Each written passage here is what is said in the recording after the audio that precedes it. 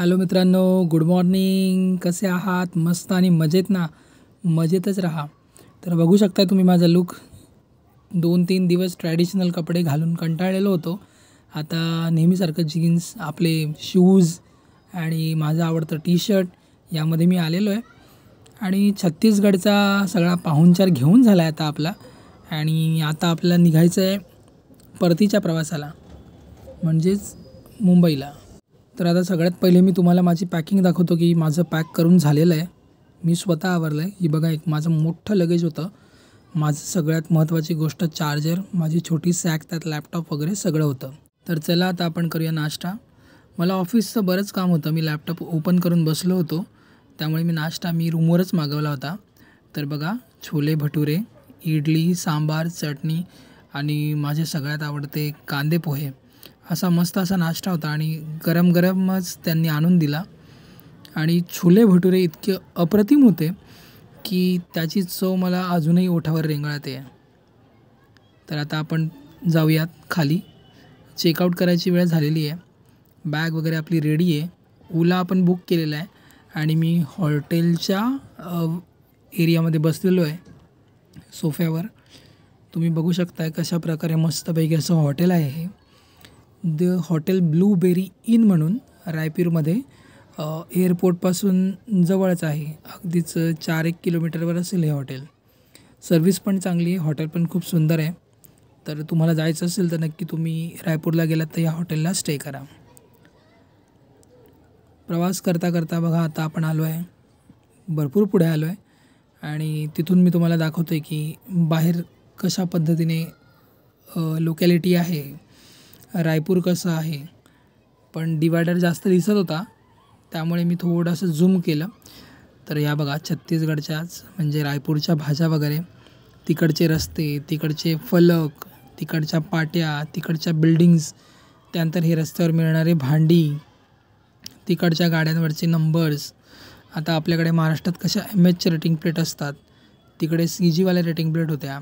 आणि बिल्डिंगपेक्षा असे बरेच मला रो हाऊसच दिसले सगळ्यांचे. त्यानंतर मी ओला केली आणि ओला करून आता निघालेलो आहे एअरपोर्टला. एअरपोर्टला थोडं लवकरच जायचं असतं, त्यामुळे मी जरा लवकर निघालो आहे. तसं तर मी एका ठिकाणी गेलेलो, तिथे मला बराच उशीर झाला होता, पण तरी म्हटलं चला आणि तुमच्यासाठी खास हा व्हिडिओ काढला. पुन्हा एकदा त्या ड्रायव्हरने भरपूर स्पीडमध्ये गाडी घेतली आणि म्हणाला, सर डोंट वरी, मैं आपको बराबर छोड़ दूंगा, आणि त्याने सोडलं. आता हा पार्किंग एरियात आपण उतरलो आहे आणि हे आहे स्वामी विवेकानंद एअरपोर्ट रायपूरचं. बघा, समोर आपला भारतीय ध्वज किती मस्त उंचावर फडकतो आहे. आजूबाजूला मस्त ग्रीनरी, नारळाची वगैरे झाडं, एकंदरीत मस्त असं वातावरण होतं. मुंबई एअरपोर्ट एवढं मोठं एअरपोर्ट नाही आहे, पण छान आहे. हे बघा, समोर लाईन आहे. तर आपल्याकडे DG यात्रा ॲप मी डाउनलोड केलं होतं, त्यामुळे मी या लाईनला काही उभं नाही राहिलो. मी सरळ माझं DG यात्राने स्कॅन केलं आणि मध्ये गेलो. आता मधली पण मी प्रोसेस तुम्हाला दाखवतो, ती बघा. त्यानंतर हे समोर आता सिक्युरिटी चेक इन त्यांनी भरपूर स्ट्रिक्ट केलं आहे, कारण बरेच काही घटना घडलेल्या आहेत आपल्या भारतात, त्यामुळे. तर तिथंच माझ्या बॅगेला टॅग लावलं आणि आता मला सांगितलं की तुम्ही बॅग चेक इन करा. बॅग चेक इन करायला आपण इकडे पुढे चाललो आहे. समोर तुम्हाला ज्या खिडक्या दिसत आहेत तिकडे, तर तिकडे बोर्डिंग पासेस वगैरे पण मिळतात. ज्यांनी बोर्डिंग पास घेतला नसेल त्यांना तिकडनं बोर्डिंग पास पण मिळतो. तर अशा प्रकारे आता बघतो, मी तुम्हाला दाखवतो की तिथं अशी किती लाईन आहे. त्यानंतर हे बघा, पुन्हा एकदा आपण हळूहळू तिथे जवळ जाऊया आणि तुम्हाला मी आता लाईन दाखवणार आहे. तर बघा, ही प्रचंड इतकी मोठी लाईन होती तिथे. त्या लाईनमध्ये लागायचं असतं, त्यामुळेच एअरपोर्टला जाताना कधीही 2 तास आधी जायचं असतं.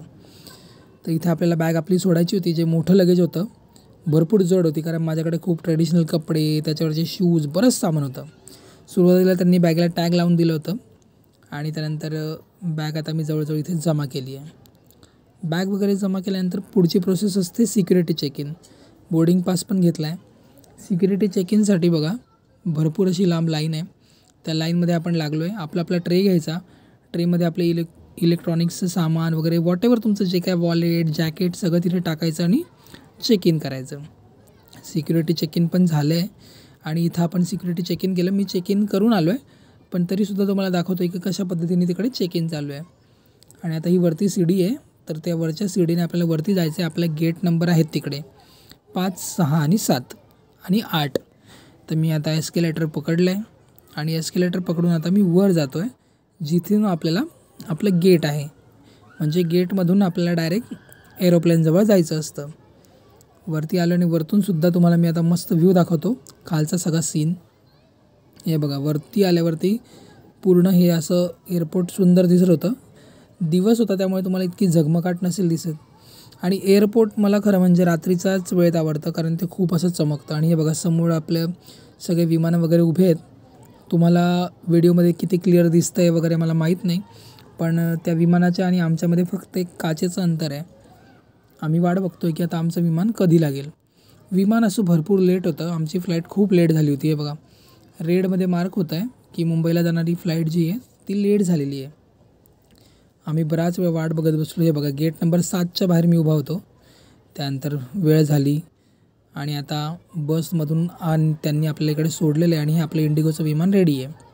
तर चला विमानात जाऊन बसूया. विमानात बसल्यानंतर हे बघा, मस्त इथे विंडो होती. विंडोमधून तुम्हाला दाखवतो आहे मी बाहेरचे सीन. बाहेर अशा प्रकारे वेगवेगळे विमान होते. लगेच आपलं त्या विमानामध्ये लोड होत होतं. प्रत्येकजण आपली आपली सीट शोधत होतं. आणि आता आपण मस्त प्रवास करू आणि मुंबईत भेटू. चला, मुंबईमध्ये आलो आहे. सगळ्यात मोठा टास्क असतो ह्या बॅग घेणं. पण माझी बॅग बघा, ती ग्रीन दिसली. सगळ्यात पहिले माझी बॅग आली. बॅग मी पटकन घेतली आणि मला घरी जायचं होतं, कारण खूप लेट झालं होतं. आणि दुसऱ्या दिवशी तर मला काही सुट्टी वगैरे मिळाली नव्हती. दुसऱ्या दिवशी ऑफिसला जायचंच होतं. त्यामुळे काय, ऑफिसला जायचं होतं, त्यामुळे पटापट मी घाईघाईत बॅग उचलली आणि जो एक्झिट गेट आहे त्या एक्झिट गेटकडे मी माझं प्रवास सुरू केला. माझ्यासोबत या लेडी होत्या, या पण पुढे पुढे जात होत्या. त्यांच्या मागे मागे मी, म्हणजे सोबतच होतो आम्ही एकाच फ्लाईटला होतो. आमची ओळख वगैरे तिथे झाली होती. मग त्यांना पण घाई होती, मला पण घाई होती. तर फायनली आता आपण मुंबई एअरपोर्ट टर्मिनल 2च्या मेन गेटवर आलो आहे. तो आता ते दरवाजा उघडला आहे आणि मस्त अशा प्रकारे आता आपण बाहेर आलो आहे. आता बाहेर आल्यावर आता आपल्याला शोधायची होती कॅब, कारण आता आपल्याकडे भरपूर लगेज होतं. इथून तुम्हाला ट्रेनने ट्रॅव्हल करणं शक्य नव्हतं.